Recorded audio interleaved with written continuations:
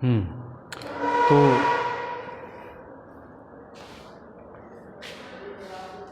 बच्चों, हेलो बच्चों, आज हम लोग क्लास 10th के लीनियर नहीं, pair of linear equation in 2 variable के बारे में स्टडी करेंगे बच्चों। ठीक है, तो हमें कुछ चीज़ों को पहले सीखना पड़ता है। देखो, हम चैप्टर करने के पहले हम इंट्रोडक्शन ज़रूर लेते हैं।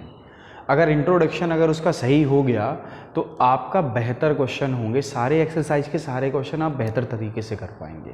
लेकिन अगर आपका इंट्रोडक्शन ही ख़राब हो गया तो फिर तो आप जानते हैं, है ना। तो आप इंट्रोडक्शन पे ज़्यादा फोकस कीजिएगा, क्योंकि इस वीडियो को देखो लास्ट तक बिल्कुल स्किप नहीं करना। एक एक पॉइंट इसका इंपॉर्टेंट होता है, क्योंकि हमें लीनियर पेयर के बारे में जानना है, पेयर ऑफ लीनियर इक्वेशन के बारे में जानना है। इन सारी चीज़ों को, एक एक चीज़ को बारीकी से समझना है, तब जाके हम क्वेश्चन को ठीक से कर पाते हैं। ठीक है बच्चों, तो इस बात को समझना है कि पहले तो ये पेयर ऑफ लीनियर की क्या बात हो रही है, पेयर ऑफ लीनियर इक्वेशन की क्या बात है यहाँ पे, इस बारे में हम बात कर लेते हैं। ध्यान से देखो बच्चों, हमें बात कर रहे हैं पेयर ऑफ लीनियर। पेयर का मतलब क्या होता है? जोड़ा। पेयर का मतलब क्या होता है? जोड़ा ही तो होता है। तो हम एक जोड़े की बात कर रहे हैं, हम इक्वेशंस के जोड़े की बात कर रहे हैं। हम ऐसे इक्वेशंस के बारे में पढ़ाई कर रहे हैं, स्टडी कर रहे हैं, जहां हम 2 इक्वेशन लेंगे। कैसे इक्वेशन होंगे वो? लीनियर इक्वेशन होंगे। अब बात समझो, जैसे हमने आपसे कहा px इक्वल 2x प्लस 5, तो ये तो हो गया लीनियर पॉलिनोमियल। ये क्या हो गया? Linear polynomial. लेकिन जब बात हम यहां लिख देते हैं 2x प्लस 5 इक्वल 8, तो ये हो जाता है बच्चों एक इक्वेशन। जब हम 2 वैल्यू को इक्वेट कर देते हैं, इक्वल से कनेक्ट कर देते हैं, तो वो हमें क्या देता है? इक्वेशन देता है। This is called equation. अच्छा, यहां पे बात समझो, यहां सिर्फ एक ही वेरिएबल x है, तो ये हमारा सिंगल वेरिएबल हो गया। क्या हो गया बच्चों? वन वेरिएबल इक्वेशन हो गया। लेकिन बात समझो, क्या ये लीनियर है या क्वाड्रेटिक है, इसके बारे में भी हमें जानकारी लेनी है। तो हम ये देखेंगे कि आखिर वेरिएबल की पावर क्या है। अगर वेरिएबल की पावर 1 है, मैक्सिमम पावर 1 है, और वो पावर अगर 1 है, तो यही हमारी क्या होती है? डिग्री। और ये डिग्री जो है, डिग्री 1 होने पर ये इक्वेशन हो जाता है लीनियर इक्वेशन। क्या हो जाता है बच्चों? Linear equation. अच्छा, फिर ये एक बात और देखते हैं, क्या हम इस बात को भी लीनियर कह सकते हैं क्या? और ये इक्वेशन है या नहीं है? ठीक है, तो देखो जरा ध्यान से, क्या यहां वेरिएबल की पावर 1 है? यहां भी वेरिएबल की पावर 1 है। हाईएस्ट पावर जो है वो 1 ही है वेरिएबल की, और इसके साथ कोई दूसरा वेरिएबल मल्टीप्लाई में भी नहीं है। इस बात पे भी ध्यान देना है। ठीक है, तो हाईएस्ट पावर 1 है, तो इसकी डिग्री क्या हो गई बच्चों? 1। अच्छा, यहां भी तो 1 है, तो हाईएस्ट पावर 1 है, तो इसकी डिग्री 1 हो गई, तो ये हो गया लीनियर। और साथ में ये किसी के इक्वेटिंग वैल्यू है, तो ये हमारा हो गया इक्वेशन। ये बच्चों हो गया लीनियर इक्वेशन। ये क्या हो गया? लीनियर इक्वेशन, क्योंकि यहां पे हमारे पास वेरिएबल की जो मैक्सिमम पावर है वो 1 ही है, इसलिए हमारा लीनियर इक्वेशन है। यहां डिग्री 1 है, यहां डिग्री 1 है, ये लीनियर इक्वेशन हो गए। ठीक है, बात समझो थोड़ा और। अगर यही हम लिख देते xy इक्वल 6 या xy प्लस 8 प्लस 6, तो क्या ये लीनियर होता? क्या ये लीनियर होता? बच्चों, तुम्हारे दिमाग में ये आ रहा होगा कि देखो सर, वेरिएबल की पावर तो यहां भी 1 है और यहां भी 1 है। तो मैंने थोड़ी देर पहले ये बताया था, दोनों वेरिएबल कहीं मल्टीप्लाई में तो नहीं है। ये इस बात को देख लो, क्योंकि जब मल्टीप्लाई में होते हैं तो दोनों वेरिएबल की पावर को ऐड करके चेक करते हैं डिग्री को। वेरिएबल की पावर 1 है, बात अलग है, लेकिन जो डिग्री होगी वो इनके मल्टीप्लिकेशन पे डिपेंड करती है। इनके वेरिएबल की पावर का सम जो आएगा वही डिग्री है। और अगर ये डिग्री है 2, तो फिर ये हो गया पॉलिनोमियल। किस डिग्री का? 2 डिग्री का। और ये इक्वेशन लगा है, इक्वल का साइन लगा है, तो ये हो गया हमारा इक्वेशन। किस डिग्री का? 2 डिग्री का। अच्छा, 2 डिग्री का इक्वेशन है, तो ये हमारा क्वाड्रेटिक इक्वेशन हो गया। क्या हो गया बच्चों? क्वाड्रेटिक। अच्छा, कह रहे होंगे सर फिर ये, बिल्कुल, ये भी तुम्हारा क्वाड्रेटिक इक्वेशन है। x² प्लस 5x प्लस 6 ये भी तुम्हारा क्वाड्रेटिक इक्वेशन है। तो हाईएस्ट पावर अगर 1 यानी कि डिग्री अगर 1 है हमारी किसी भी क्वाड्रेटिक की, सॉरी किसी भी इक्वेशन की डिग्री हमारी 1 है तो वो हमारा लीनियर इक्वेशन हो जाएगा। और किसी भी इक्वेशन की डिग्री 2 है तो वो हमारा क्वाड्रेटिक इक्वेशन हो जाएगा। अगर हम x y z लिख देते तो यहाँ डिग्री होती 3, यहाँ डिग्री होती 3, तो ये कौन सा इक्वेशन होता? Cubic equation. भले x cube plus 5y plus x square equal 8 हो, ये भी हमारा क्या होता? ये भी हमारा क्या होता? क्यूबिक होता, क्योंकि यहां भी हाईएस्ट पावर या डिग्री इसकी 3 है। क्लियर हो गया होगा बच्चों? ये हो गई लीनियर की बात, सिर्फ लीनियर की बात हुई है। यहां हमने सिर्फ लीनियर की बात की है, ये लीनियर पॉलिनोमियल है, ठीक है।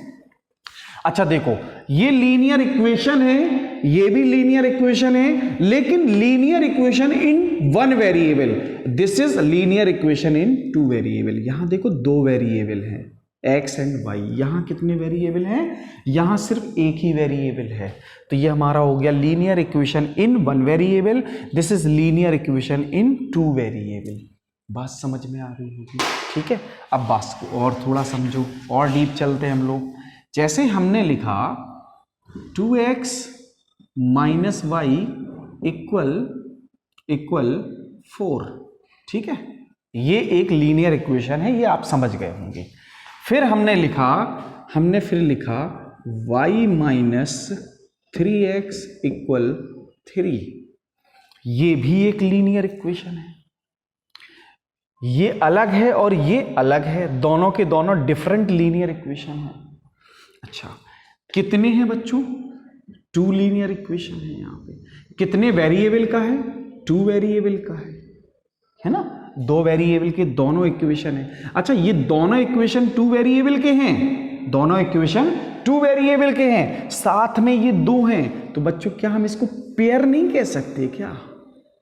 ये पेयर ऑफ 2 लीनियर इक्वेशन हो गए ना। सॉरी 2 नहीं बोलेंगे ना, पेयर में तो पेयर का मतलब ही 2 होता है, ठीक है।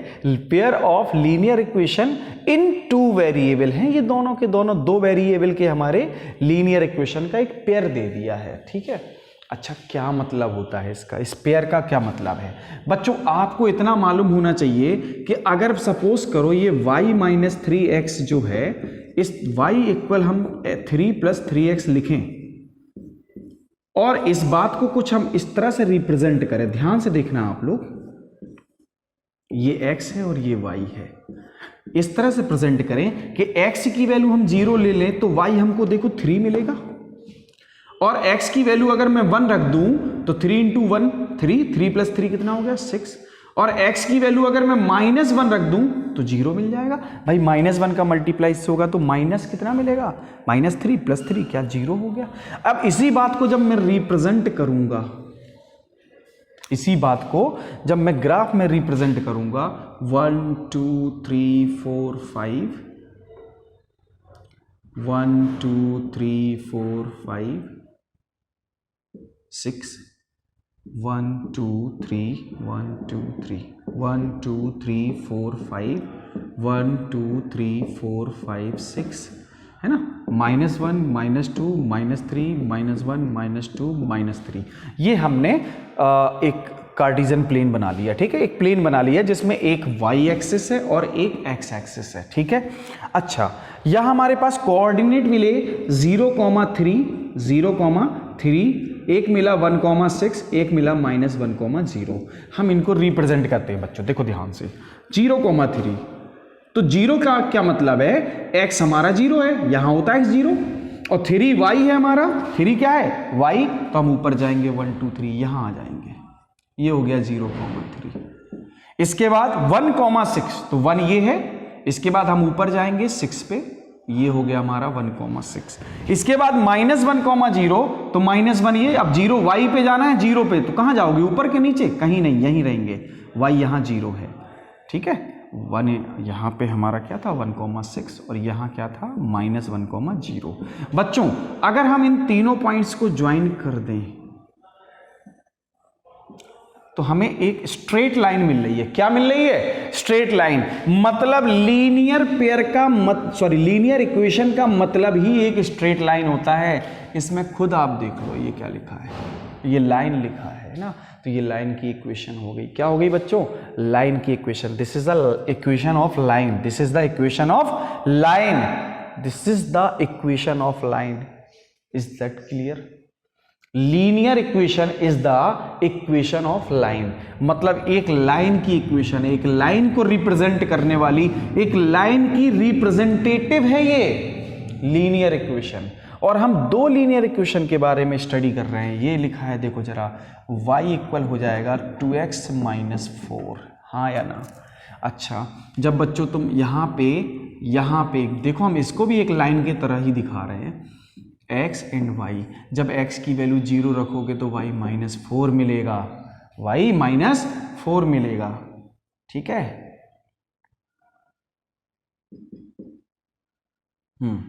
और देखो ध्यान से, और जब हम x की वैल्यू बेटा 2 लिखेंगे तो हमें 0 मिल जाएगा। मिलेगा कि नहीं मिलेगा? तो देखो इसका कोऑर्डिनेट 0, -4 है, तो 0, -4 ये हो गया। फिर 2, 0 है और ये 2, 0 हो गया, ठीक है। जब हम इन दोनों लाइंस को ज्वाइन करेंगे तो हम देखेंगे ये लाइन कुछ ऐसे चली गई और ये वाली लाइन जो है कुछ इस तरह से जाएगी, कहीं ना कहीं तो ये, अच्छा ये देखो ये पैरेलल लाइन तो नहीं है, कहीं ना कहीं तो मिलेंगी, तो ये जहां मिलेंगी वो इंटरसेक्टिंग पॉइंट होगा। That point is called what? Intersecting point. तो या तो देखो ये दोनों लाइन हम जिनके बारे में स्टडी करने जा रहे हैं, या तो दोनों लाइंस एक दूसरे को इंटरसेक्ट करेंगी, या दोनों लाइन एक दूसरे के पैरेलल होंगी, या दोनों लाइन एक दूसरे पर कोइंसाइड होंगी, एक दूसरे के ऊपर लाई करेंगी।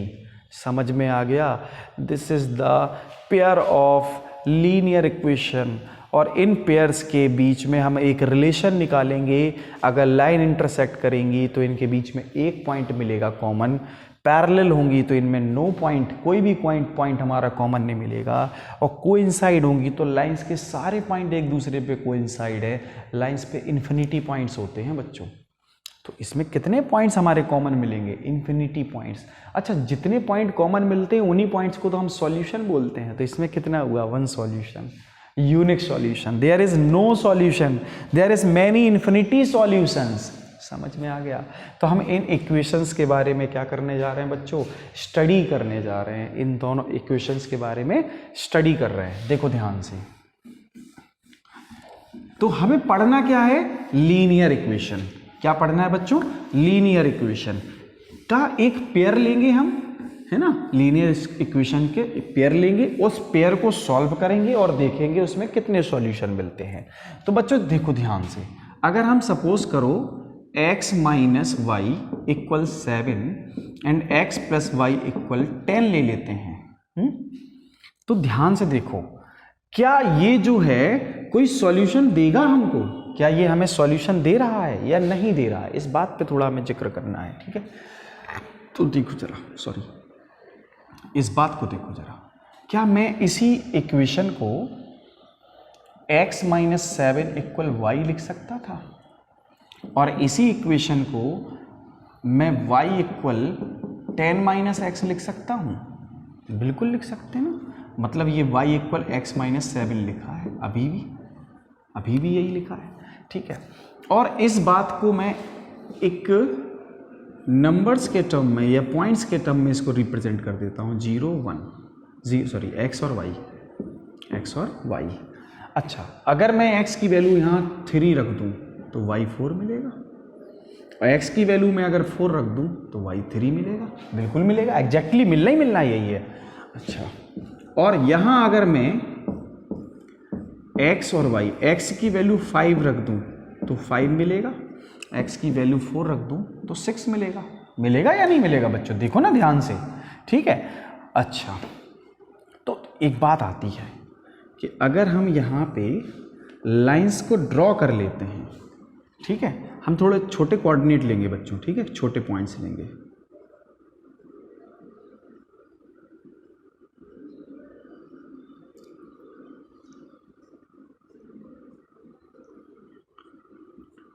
3 4 5 6 ये 7, ठीक है, और माइनस -2 -3 -4, तो ये हो गया 1 2 3 4 5 6 7 8, 1 2 3 4 5 6 7, -1 -2 -3 -1 -2 -3। अच्छा दिख तो रहा होगा ना, ये साफ साफ दिख रहा होगा, ठीक है बच्चों। 3,4, तो 3 ये है हमारा, और ,4 मतलब ऊपर जाएंगे हम लोग, तो ये हमें कुछ यहाँ मिल गया एक पॉइंट। फिर मिला 4,3, तो 4 देखो ध्यान से, ये 4 है और ये है हमारा 3। तो इन दोनों पॉइंट्स को जब आप ड्रॉ करेंगे या मिला देंगे, ज्वाइन करेंगे, तो आप देखेंगे कि ये लाइन कुछ ऐसे चली जा रही है, ठीक है, ये लाइन कुछ ऐसे चली जा रही है। कोई डाउट तो नहीं है ना, है ना, कोई डाउट नहीं होना चाहिए बच्चों।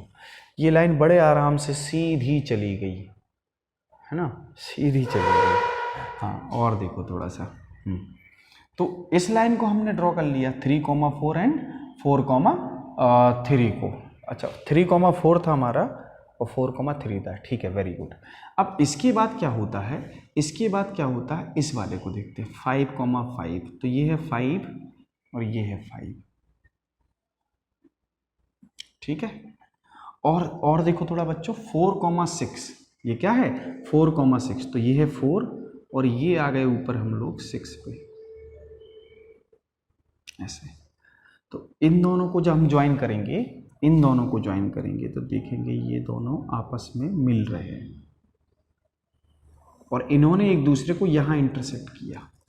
तो ये पॉइंट जो हो गया ना बच्चों, ये पॉइंट हमारा सॉल्यूशन हो गया। ये पॉइंट क्या हो गया, सॉल्यूशन। ये दोनों लाइनें कैसी हैं हमारी, इंटरसेक्टिंग है। ये दोनों लाइनें कैसी हैं बच्चों, इंटरसेक्टिंग। अच्छा थोड़ा और देखें इस बात को, और थोड़ा डीपली समझें, और डीपली समझें इसको।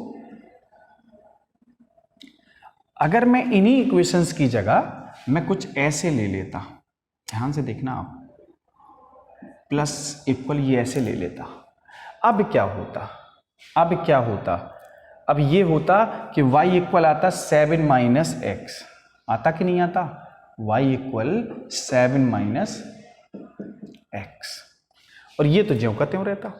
तो यहां जब हम ड्रॉ करते 5, तो यहां भी हमें 5 मिलता कि नहीं मिलता, और जब हम यहाँ पे 4 ड्रॉ करते तो हमें 6 मिलता, यही पॉइंट मिल जाते। अच्छा यहाँ पे अगर मैं सपोज करो 3 ड्रॉ करता तो मुझे क्या मिलता, 4, ठीक है। कहीं मैंने, हाँ मुझे लगता है कि मैंने 3,4 लिया था, पहले इक्वेशन लिखी थी x माइनस 7, और 3 माइनस 7 क्या होता है बच्चों, 3 माइनस 7 क्या होता है, पहले जो टेबल थी वो x माइनस 7 के अकॉर्डिंग हमारी ये होनी चाहिए थी, लाइन का इक्वेशन जो है ये था। तो अगर मैं 3 रखता तो -4 लिखता, अगर 4 लिखता तो -3 लिखता, ठीक है बच्चों। तो ये थोड़ा गड़बड़ हो गई बात। अच्छा कोई बात नहीं है, इससे कोई फर्क नहीं पड़ता, सुधार हो जाएगा, ठीक है, कोई बड़ी बात नहीं है।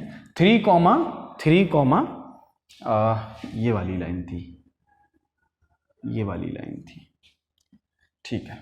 तो मैंने एक तो लिया 5,5, तो ये हो गया हमारा, यहां पे देखो ध्यान से, ये 5,5 है, और एक है 4,6, तो ये है 4,6, ये है हमारा 4,6, ठीक है। इन दोनों को हमने ज्वाइन कर दिया, इन दोनों को हमने ज्वाइन कर दिया बच्चों।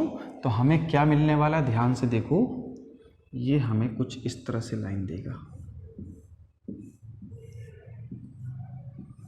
इस तरह से ये लाइन चली जाएगी, ठीक है। अच्छा ये देखो एक स्केल तो है नहीं, तो हमारी लाइन ऐसे ही कुछ जाएगी, ठीक है भाई, जाएगी वो तो, है ना, टेढ़ी मेढ़ी तो जाएगी। अच्छा ये 3,-4 था, तो जब मैं 3,-4 लेता तो ध्यान से देखो क्या मिलेगा, ये है 3 और ये है -4, 3,-4, और एक मिलता हमको 4,-3, तो ये वो यहाँ कहीं होता है, यहाँ कहीं मान लो, ठीक है। और ये दोनों पॉइंट्स को जब ज्वाइन करते तो ये लाइन कुछ ऐसे चली जाती, ऐसे। तो ध्यान से देखो, ये इंटरसेक्टिंग पॉइंट मिल गया। यही इंटरसेक्टिंग पॉइंट हमारा क्या होता है बच्चों, सॉल्यूशन होता है। यही हमारा इंटरसेक्टिंग पॉइंट क्या होता है, सॉल्यूशन। अच्छा यहाँ थोड़ा और ध्यान दो, अब मैंने इक्वेशन बदल दी है, अब मैंने इक्वेशन क्या कर दी, बदल दी। तो अब मुझे मिलेगा 4 रखने पर 3 मिलेगा। तो ध्यान से देखो, जो अब इक्वेशन बनने वाली थी वो है तुम्हारी 3,4। तो ये है 3,4 और ये है 4,3। तो ये है 4,3, ये है 4,3। और ये जो लाइन्स हैं कुछ इस टाइप से ड्रॉ हो रही हैं, कुछ इस टाइप से ड्रॉ हो रही है ना। तो आप खुद देख पा रहे होगे ये लाइन हमारी पैरेलल हैं। जब ये दोनों लाइंस कैसी हैं, पैरेलल हैं, तो इनके बीच में कोई सॉल्यूशन नहीं है। लेकिन ये दोनों पैरेलल नहीं थी, इनके बीच में सॉल्यूशन था, इनके बीच में सॉल्यूशन था। अच्छा एक बात सुनो, मैंने कहा x + y = 10 और मैं कह देता 2x + 2y = 10, वो 20। तो बेटा मैं 2 कॉमन लेके वापस यही इक्वेशन लिख सकता था। तो ये दोनों लाइनें कैसी होती, सेम ही तो होती। तो हम इनको बोलते कोइंसाइड लाइन, ठीक है। यहाँ पे मैनी इन्फिनिटी सॉल्यूशन होते हैं, हम जितने बार x की वैल्यू रखेंगे उतने बार हमें y मिलता जाएगा। तो यहाँ मैनी इन्फिनिटी सॉल्यूशन, यहाँ एक x रखने पर एक ही y मिलेगा, यहाँ एक x रखने पर एक ही y मिल सकता है और हमें x भी एक ही मिलेगा और y भी एक मिलेगा। तो ये यूनिक सॉल्यूशन देता है बच्चों। पैरेलल लाइन में हमें नो सॉल्यूशन होता, एक भी सॉल्यूशन नहीं होता है। बस इतनी सी बात है इसमें, यही इसका क्या था, इंट्रोडक्शन था बच्चों। बस आज के लिए इतना ही करते हैं, नेक्स्ट वीडियो में इसकी एक्सरसाइज देख लेंगे। इसके कुछ मेथड्स हैं, जैसे सब्स्टिट्यूशन मेथड हो गया, सब्स्टिट्यूशन एक हो गया, एलिमिनेशन मेथड हो गया, एक हो गया क्रॉस मल्टीप्लिकेशन मेथड। तो आपको सब्स्टिट्यूशन मेथड और एलिमिनेशन मेथड तो पढ़ना है, साथ में क्रॉस मल्टीप्लिकेशन मेथड भी मैं पढ़ाऊंगा आपको, ठीक है। क्योंकि ज्ञान जितना ज़्यादा हो उतना बेहतर है, ज्ञान आसानी से पच सकता है, ठीक है।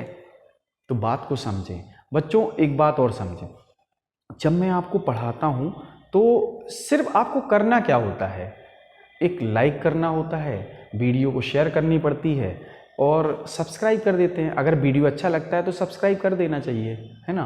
ताकि क्या हो, आप जब देखेंगे, आप शेयर करेंगे अगर, तो और भी बच्चे इसको क्या करेंगे, देखेंगे, प्रमोट करेंगे वीडियो को, ठीक है। इससे मैं और बेहतर से बेहतर बनाने की कोशिश करूँगा। थैंक यू बच्चों। हाँ।